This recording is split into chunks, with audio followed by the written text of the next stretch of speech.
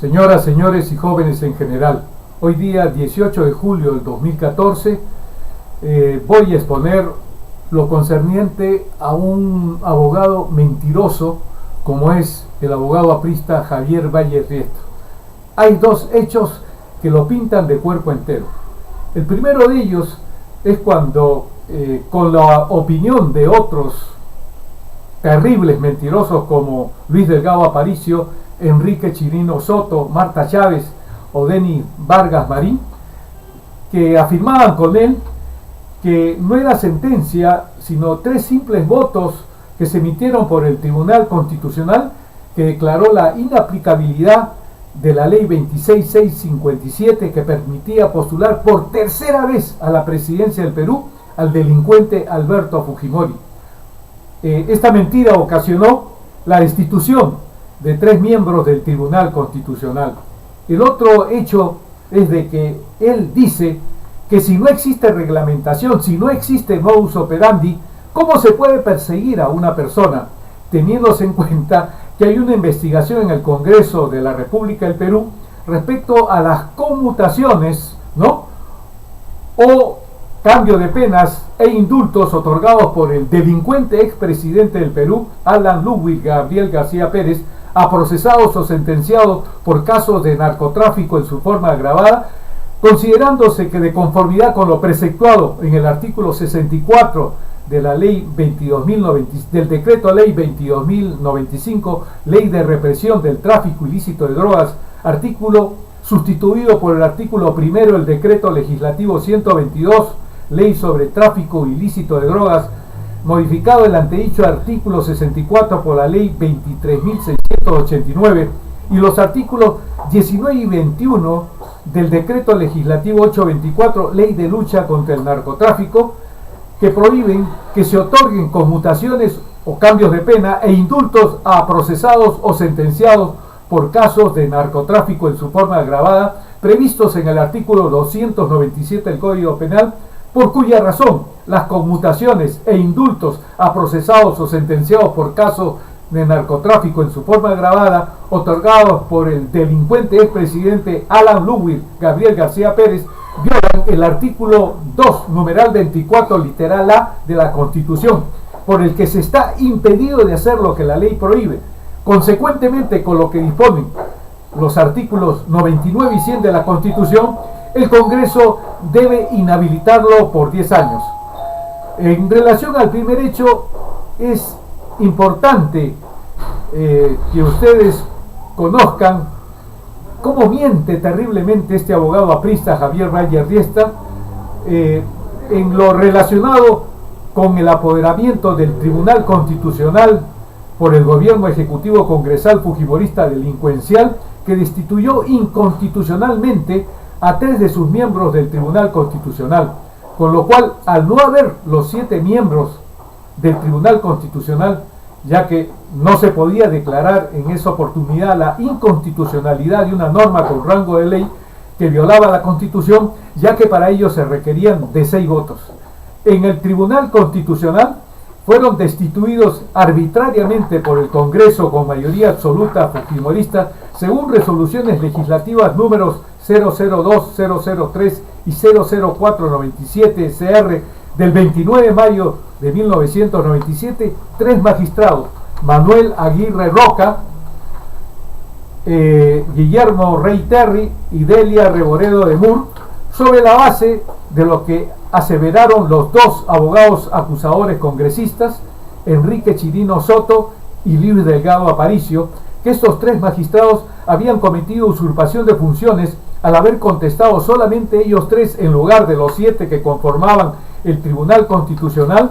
la aclaración solicitada por el Colegio de Abogados de Lima con relación a la sentencia de fecha 3 de enero de 1997 que emitieron estos 3 magistrados del Tribunal Constitucional con sus 3 votos por mayoría simple o relativa, que es aquella que se produce cuando los votantes en mayoría por una determinada posición no sobrepasan el 50% de los votantes, ya que 4 de sus 7 miembros, Nuguen, Acosta, Díaz y García, se abstuvieron, fundamentando su abstención respecto a la acción de inconstitucionalidad interpuesta por el Colegio de Abogados de Lima, fallo que declaró la inaplicabilidad de la ley estafa 26657. Esta ley estafa permitía la reelección o postular por tercera vez a Fujimori a la presidencia de la República del Perú el año 2000, ya que Fujimori había sido elegido el año 1990 y reelegido el año 1995. Es importante señalar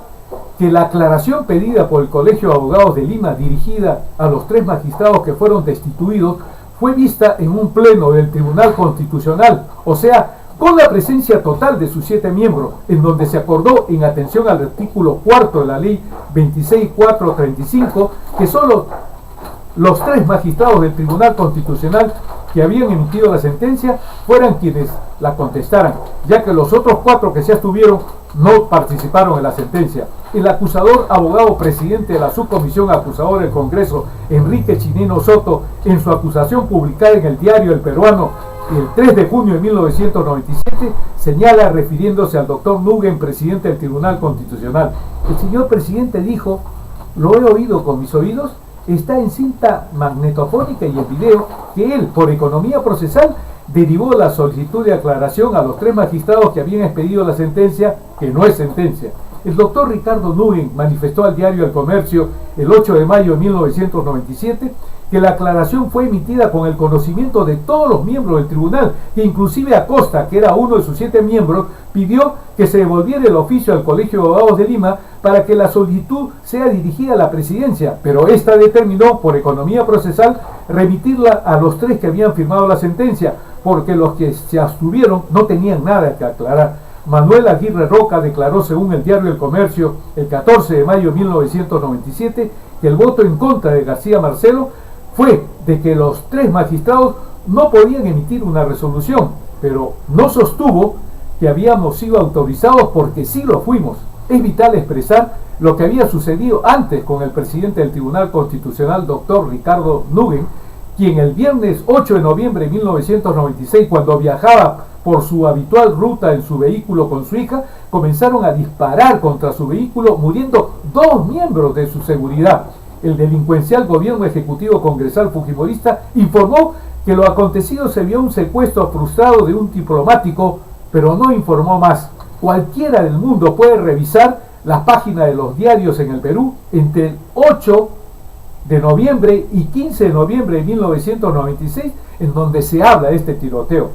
Al abogado Javier Valle Riesta, ex primer ministro de ese gobierno delincuencial, lo invité a mi programa jurídico Tucuiricu, Ojo y Oído del Pueblo, 2 veces, directamente por teléfono, para que viniera a polemizar con el destituido presidente del Tribunal Constitucional, Manuel Aguirre Roca. Javier Valle Riesta con el congresista Enrique Chinino Soto arguían que no era sentencia la resolución que había emitido el Tribunal Constitucional, solo eran 3 votos con los cuales se había declarado la inaplicabilidad de la ley estafa 26657. La afirmación de los abogados Javier Valle Riesta y Enrique Chinino Soto era y es una burla al conocimiento jurídico, ya que el Diario Oficial del Peruano, con fecha 17 de enero de 1997, como obra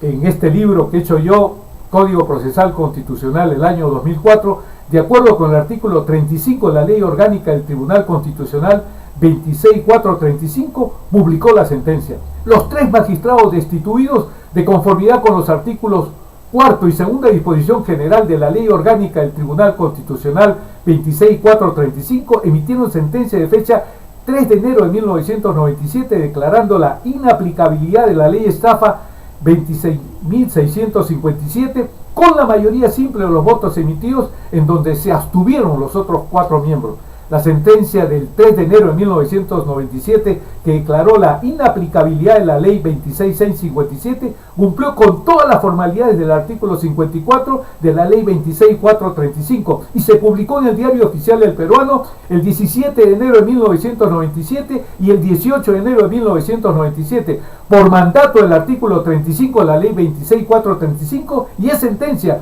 no un auto o decreto en virtud de lo que norman los artículos 120 y 121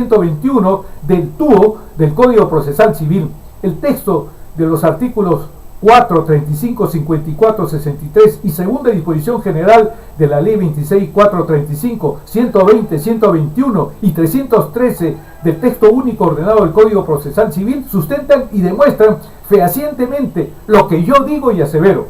Artículos 4. El quórum del tribunal es de 6 de sus miembros. El tribunal resuelve y adopta acuerdos por mayoría simple de votos emitidos, salvo para resolver la inadmisibilidad de la demanda de inconstitucionalidad o para dictar sentencia que declare la inconstitucionalidad de una norma con rango de ley, casos en los que se exigen 6 votos conformes. Artículo 35. Las sentencias recaídas en los procesos de inconstitucionalidad tienen autoridad de cosa juzgada, vinculan a todos los poderes públicos y producen efectos generales desde el día siguiente a la fecha de su publicación conforme al siguiente párrafo. Las sentencias se publican en el diario oficial dentro de los 3 días siguientes al de la recepción de la transcripción remitida por el tribunal. En su defecto, el presidente del tribunal ordena que se publique en uno de los diarios de mayor circulación nacional sin perjuicio de las responsabilidades a que hubiere lugar. Artículo 54. Las resoluciones que pongan fin a los procesos constitucionales previstos en esta ley adoptan la forma de sentencia, la misma que comprende encabezamiento, asunto, antecedentes, fundamentos y fallo. Artículo 63. Supletoriamente a la presente ley son de aplicación el Código Procesal Civil y la Ley Orgánica del Poder Judicial. Segunda disposición general. Los jueces y tribunales solo inaplican las disposiciones que estimen incompatible con la Constitución cuando por vía interpretativa no sea posible la adecuación de tales normas al ordenamiento constitucional. Artículos 120, 121 y 313 del Código Procesal Civil. Artículo 120. Resoluciones. Los actos procesales a través de los cuales se impulsa o decide al interior del proceso o se pone fin a este pueden ser decretos, autos y sentencias. Artículo 121. Mediante la sentencia el juez pone fin a la instancia o al proceso en definitiva, pronunciándose en decisión expresa, precisa y motivada sobre la cuestión controvertida, declarando el derecho de las partes o excepcionalmente sobre la validez de la relación procesal. Artículo 313. Abstención por decoro. Cuando se presentan motivos que perturban la función del juez, este por decoro o delicadeza puede abstenerse mediante resolución debidamente fundamentada, remitiendo el expediente al juez que debe conocer de su trámite. Para instituir a estos 3 miembros del Tribunal Constitucional, los 68 congresistas fujimoristas y otros parlamentarios adujeron usurpación de funciones por haber estos 3 miembros, en lugar de los 7 del tribunal, efectuado el 21 de enero de 1997 la aclaración pedida por el Colegio de Abogados de Lima de la sentencia del 3 de enero de 1997. Esto es totalmente falso, porque el 14 de marzo de 1997, en un pleno de 6 de sus 7 miembros, Ricardo Núñez López Chávez, Manuel Aguirre Roca, Guillermo Rey Terry, Guillermo Díaz Valverde y Delia Reboreo Marzano de Mur y José García Marcelo, ya que Francisco Javier Acosta Sánchez justificó su ausencia, 5 de sus miembros, Núñez, Aguirre Roca, Díaz Valverde, Rey Terry y Reboreo Marzano, con excepción de José García Marcelo, votaron por lo siguiente. Primero, los recursos de aclaración de los fallos serán resueltos por quienes aparezcan suscribiendo dichos fallos, con exclusión de quienes se hubiesen abstenido a votar en las correspondientes causas. Segundo, ratificar la validez del procedimiento de aclaración observado a propósito del recurso de aclaración de sentencia formulado por el Colegio de Abogados de Lima en el expediente número 00296-I-TC, así como la plena vigencia de la resolución recaída en él, dejando constancia de que los señores Aguirre Roca, Rey Terry y Reboreo Marzano fueron expresamente autorizados para pronunciarse sobre dicho recurso de aclaración, ya que en el caso los otros 4 magistrados se habían abstenido a votar. No habiendo otro asunto que tratar, se levantó la sesión siendo las 12:50 horas. Votó en contra el señor García Marcelo, pidiendo que conste que 3 magistrados no representan la mayoría del tribunal y que la aclaración por ellos emitidos es nula. El diario El Comercio del 13 de mayo de 1997 reprodujo la copia certificada expedida el 9 de abril de 1997 del acta de la sesión del Pleno Administrativo del 14 de marzo de 1997 del Tribunal Constitucional. El Código Procesal Civil norma en su artículo 172 principios de convalidación, subsanación o integración. Hay también convalidación cuando el acto procesal, no obstante carecer de algún requisito formal, logra la finalidad para que estaba destinado. Existe convalidación tácita cuando el facultado para plantear la nulidad no formula su pedido en la primera oportunidad que tuviera para hacerlo. No hay nulidad si la subsanación del vicio no ha de influir en el sentido de la resolución o en las consecuencias del acto procesal. Con este artículo 172 del Código Procesal no existe la menor duda de que en todo caso hubo convalidación de lo que hicieron los 3 miembros destituidos del tribunal en la aclaración pedida por el Colegio de Abogados de Lima. Los abogados acusadores Luis Delgado Aparicio, Enrique Chirino Soto u otros como Javier Valle Riestra, del cual me estoy refiriendo hoy día en este programa, Marta Chávez y Denis Vargas Marín,